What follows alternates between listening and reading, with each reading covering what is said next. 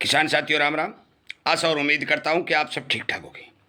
साथियों, चर्चा करने जा रहे हैं सरसों और सोयाबीन के ऊपर, और ये चर्चा क्यों करने जा रहे हैं इस बारे में मैं अवगत कराऊंगा, और ये हो क्या रहा है ये बात भी मैं आपको इस वीडियो के माध्यम से बताने का काम करूंगा।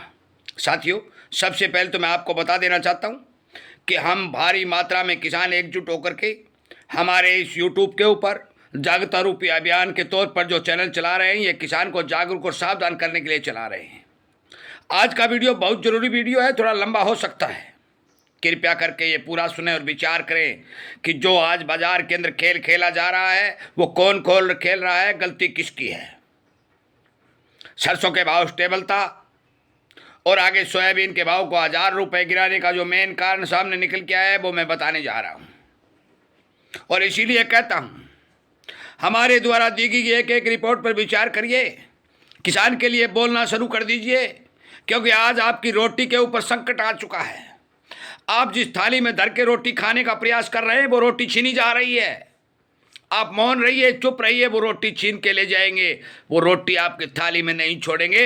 ये बात अब दिनों दिन साबित होती जा रही है। मैं उदाहरण सहित आपको बताऊंगा, आंकड़े उदाहरण सहित बताने का काम करूंगा, तभी तो मैं कह रहा हूं ये वीडियो लंबा है, सुन लीजिए, पता चल जाएगा।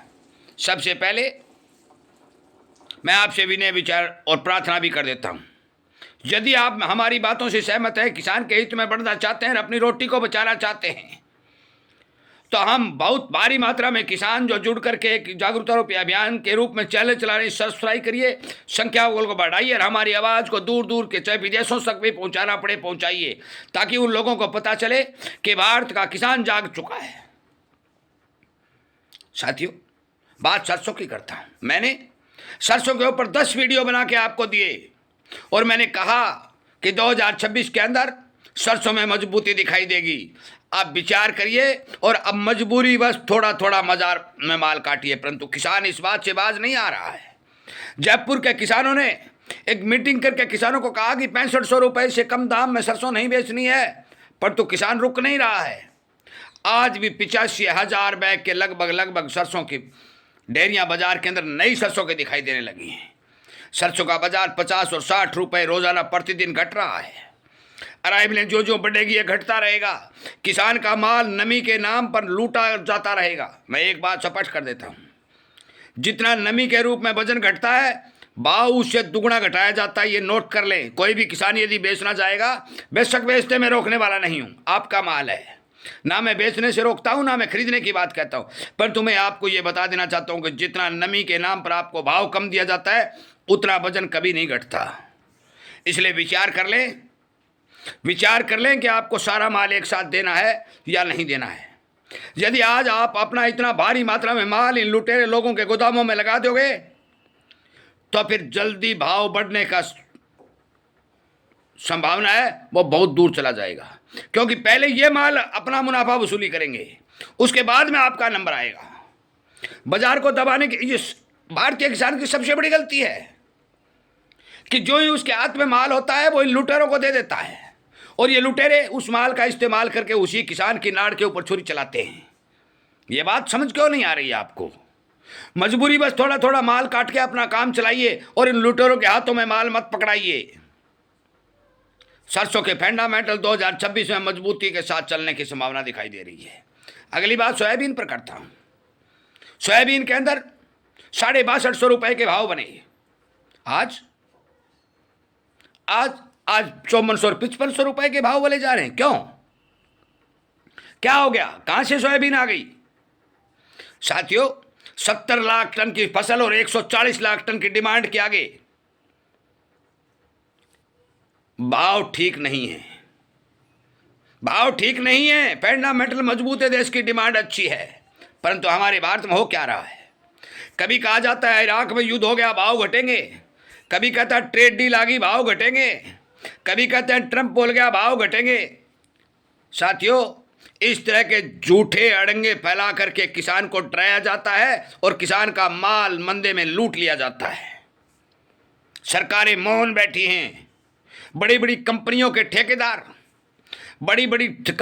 ठेकेदार आपके खेतों में पैदा हुई एक एक दाने को मंदे में लूट करके अपनी हवेलियों में ऐश कर रहे हैं, और आप अपने झोला झंडा के साथ खेतों में बिना बिना पैरों में जूते हुए घूम रहे हैं।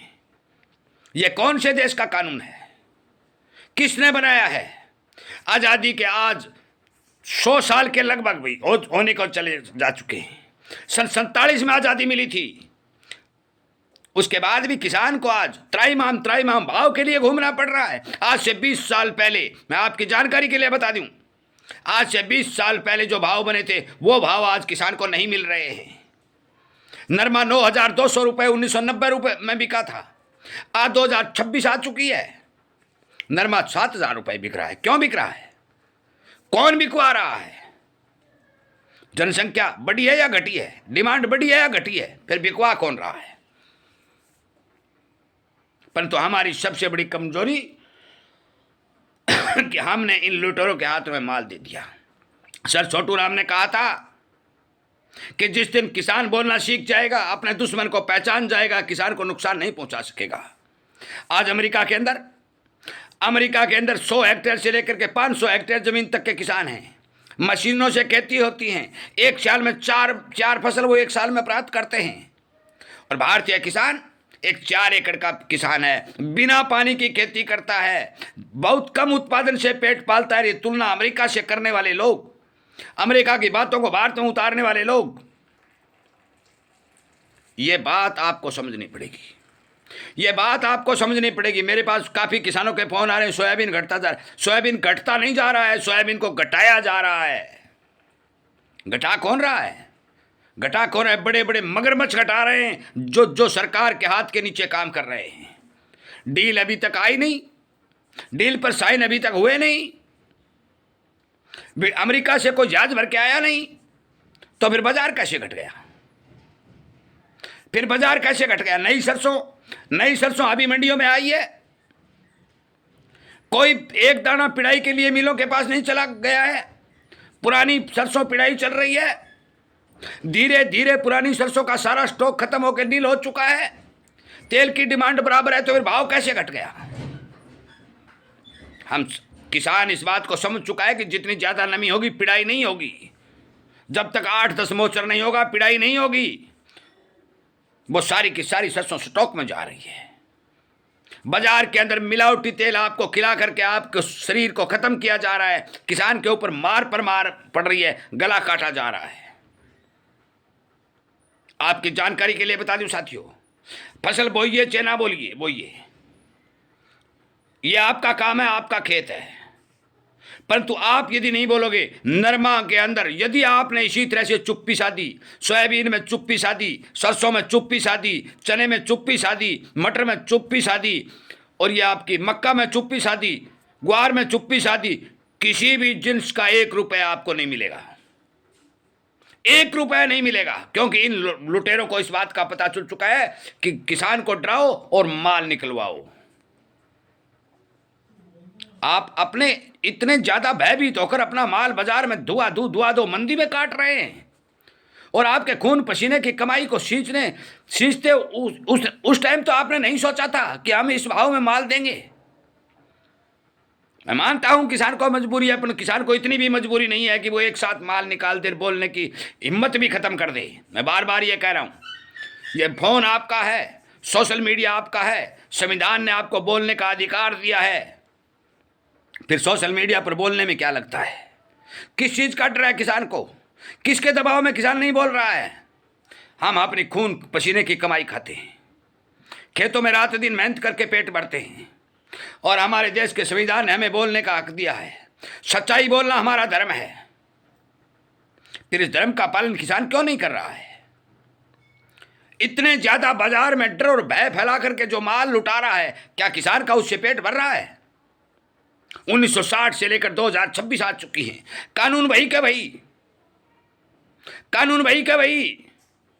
जो आदमी किसान से अनाज खरीदता था, उस पर काम करता था, उन्होंने कंपनियां स्थापित कर ली।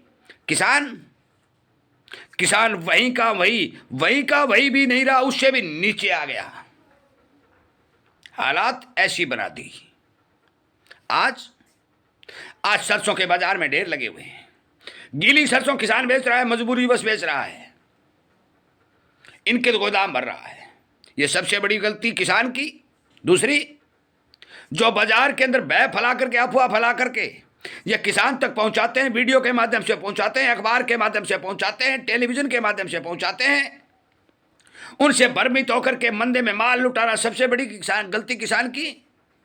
खेती करना सबसे बड़ी गलती किसान की।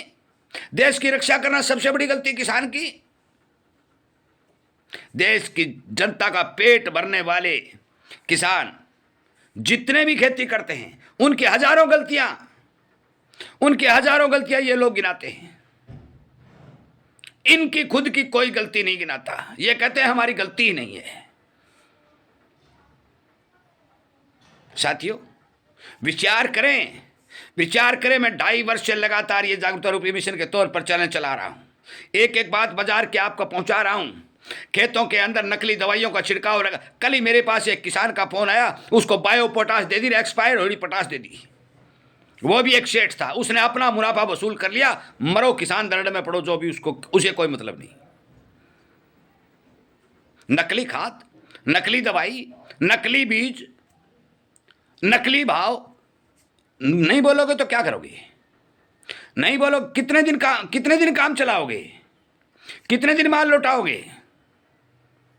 एक फंडा और फेंक देंगे, रूस का जहाज आ गया, भाव 200 रुपए टूट गया। फिर कहेंगे अमेरिका का जहाज उठ गया, भाव 200 रुपए टूट गया। हालत नाजुक होती जा रही है। विचार करें। और मेरे पास जो शाम को 7 बजे से 8 बजे तक मैं लाइव सेशन चलाता हूं, बहुत से किसानों के कमेंट आते हैं, मैं उत्तर भी देने का काम करता हूं। वीडियो के माध्यम से भी कमेंट आते हैं, मैं उनके उत्तर देने का भी काम करता हूं।